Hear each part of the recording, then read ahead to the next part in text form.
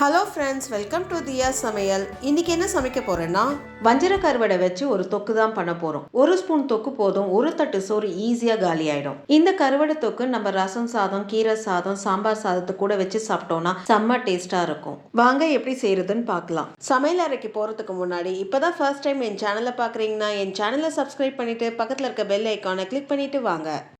வஞ்சர கருவாடு 250 கிராம் எடுத்திருக்கேன். இதை சின்ன சின்ன பீசஸா கட் பண்ணி எடுத்துக்கலாம்.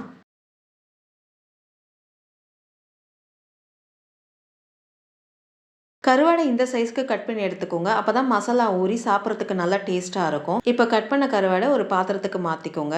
சுடுதண்ணி சேர்த்து கருவாடை ஒரு 5 நிமிஷம் ஊற வைங்க. அப்படி ஊற வைக்கும் போது அந்த கருவாடு மேலே இருக்கிற அழுக்கு, அந்த உப்பு எல்லாமே வந்து தண்ணியில் நல்லா கரைஞ்சி வந்துடும்.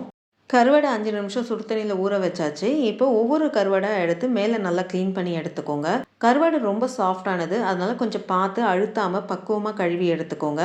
இந்த வீடியோவை பார்த்துட்டு இருக்கவங்க இந்த சேனலை சப்ஸ்கிரைப் பண்ணி உங்களுடைய சப்போர்ட்டை எனக்கு கொடுங்க. அது மட்டும் இல்லாமல் உங்களுடைய ஒப்பீனியன், சஜஷனை எனக்கு கமெண்ட் செக்ஷனில் போஸ்ட் பண்ணுங்கள். என்னுடைய இம்ப்ரூவ்மெண்ட்டுக்கு அது ரொம்ப யூஸ்ஃபுல்லாக இருக்கும்.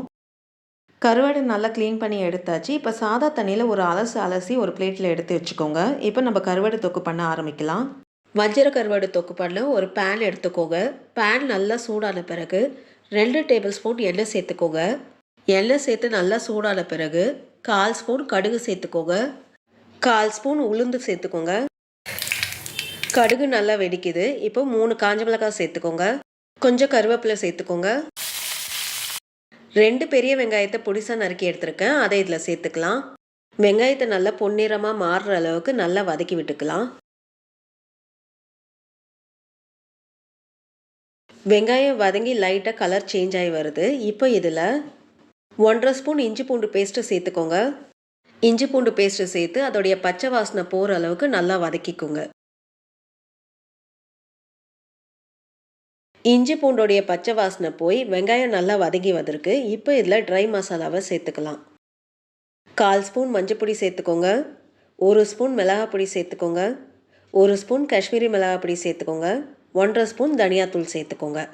உப்பு எதுவும் சேர்க்க வேண்டாம், ஏற்கனவே நம்ம கருவாடு உப்பாக இருக்கும், அதனால் கடைசியாக டேஸ்ட்டை பார்த்து சேர்த்துக்கலாம். ட்ரை மசாலா சேர்த்து நல்லா கிளறி விடுங்க. 1 நிமிஷம் இந்த வெங்காயத்தோடு நல்லா வதக்கி விட்டுக்கலாம். ட்ரை மசாலா சேர்த்து 1 நிமிஷம் இந்த வெங்காயத்தோடு நல்லா வதக்கியாச்சு. இப்போ இதில் ஒரு தக்காளியை மீடியம் சைஸ்க்கு கட் பண்ணி எடுத்துருக்கேன், அதை இதில் சேர்த்துக்கலாம். நம்ம சுத்தம் பண்ணி வச்சுருக்க வஞ்சர கருவாடை இப்போ இதில் சேர்த்துக்கலாம். தக்காளியும் கருவாடும் சேர்த்து நல்லா கிளறி விடுங்க. அந்த மசாலாவோட 1 நிமிஷம் நல்லா பெரட்டி விடணும்.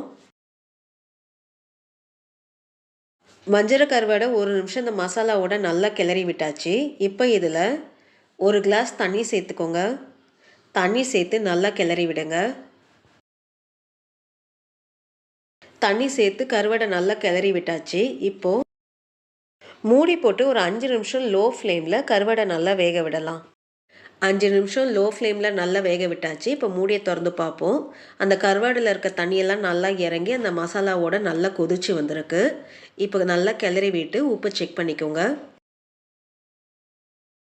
உப்பு கொஞ்சமாக தான் கம்மியாக இருக்குது, அதுக்கேற்ற மாதிரி நான் உப்பு சேர்த்துக்கிறேன்.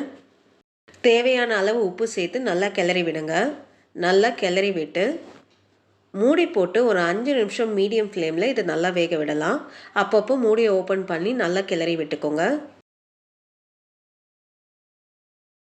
5 நிமிஷம் மீடியம் ஃப்ளேமில் நல்லா வேக விட்டாச்சு. மூடியை திறந்து பார்ப்போம். எண்ணெய்லாம் நல்லா பிரிஞ்சு வந்திருக்கு பாருங்கள்.